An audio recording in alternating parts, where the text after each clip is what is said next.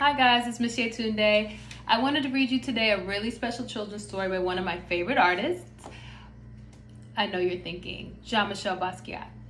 Actually, this book is written by Jacob Lawrence, who is an amazing artist, African-American artist. He came of age during the Harlem Renaissance.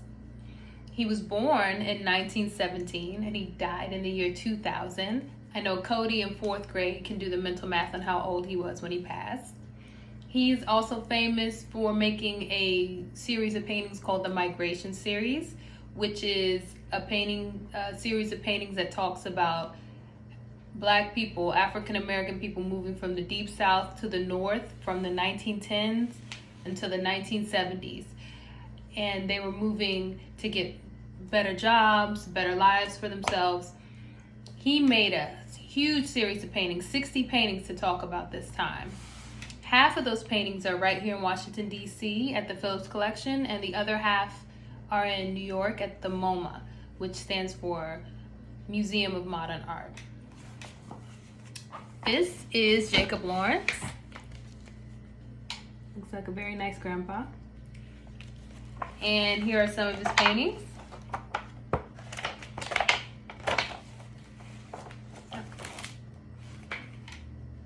This one's called The Seamstress. If you look, you can see the sewing machine. He used great colors and shapes and really simple materials. He used brown paper and tempera paint, which we use in the classroom. And this is a great story. I hope you enjoy it. Harriet and the Promised Land.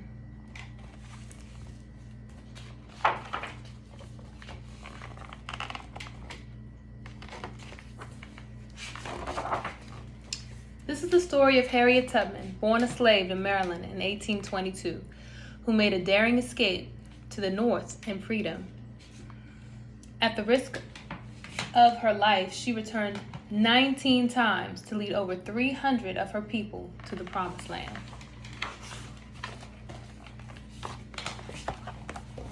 Harriet, Harriet, born a slave.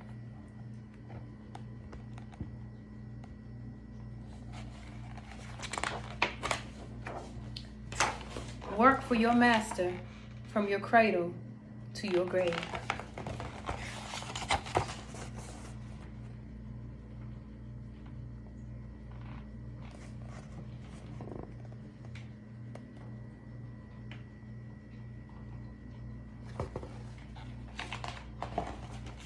Harriet clean, Harriet sweep, Harriet rock that child to sleep.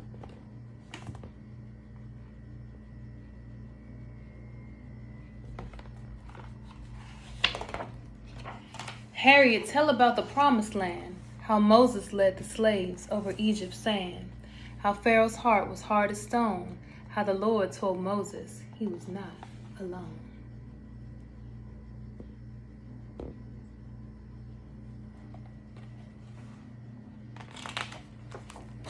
Harriet prayed to the Lord at night for strength to free your people when the time is right.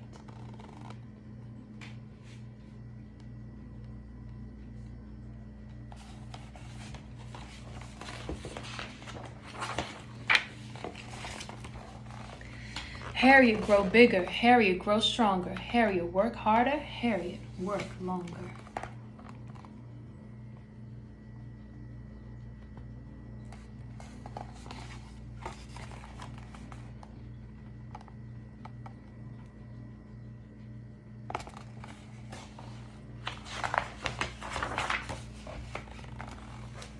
Then Harriet got the sign that the time was right.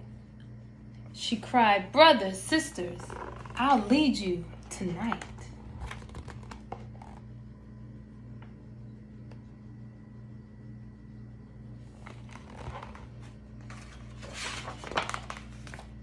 The North Star shone to light Harriet's way.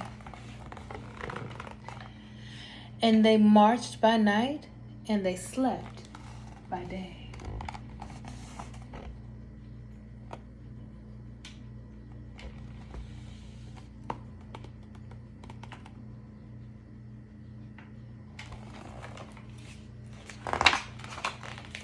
Some were afraid, but none turned back. For close at their hands howled the bloodhound pack. A snake said, hiss. An owl said, whoo. Harriet said, we are coming through. A runaway slave with a price on her head. I'll be free, said Harriet, or I'll be dead.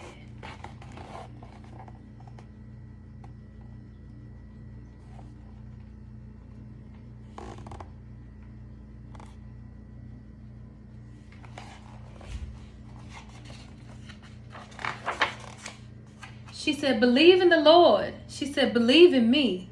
She said, brothers, sisters, we're going to be free. They slept in a barn with the barnyard fowl, and Harriet kept watch like a barnyard owl.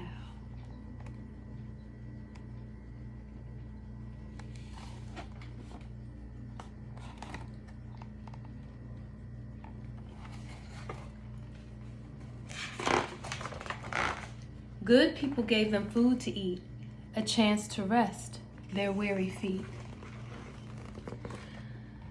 They gave Harriet chickens to disguise the runaway slave from spying eyes.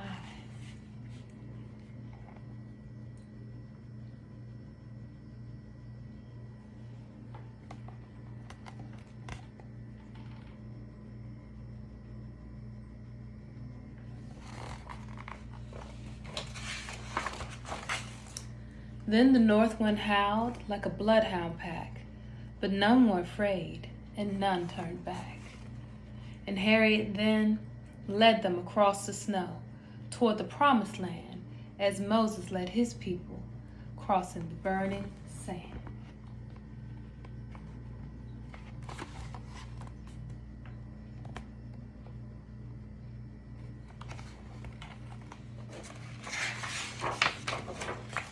They marched through the cold, they marched through the heat, and the only sound was their marching feet. Now they marched by day, now they marched by night. Still the promised land was not in sight. Now Harriet grew weary and sick at heart. Now the Lord sent Harriet a chariot.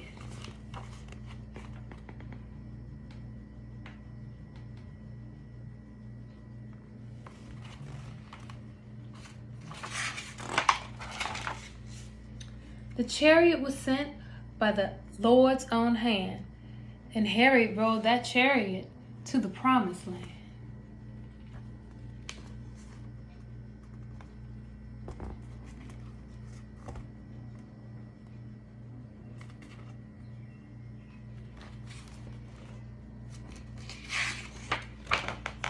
Harriet, Harriet, born to be free, led her people to victory. And that is the end. I hope you enjoyed that. This is one of my favorite books when I was a kid, and I'll see you next time. Bye, guys.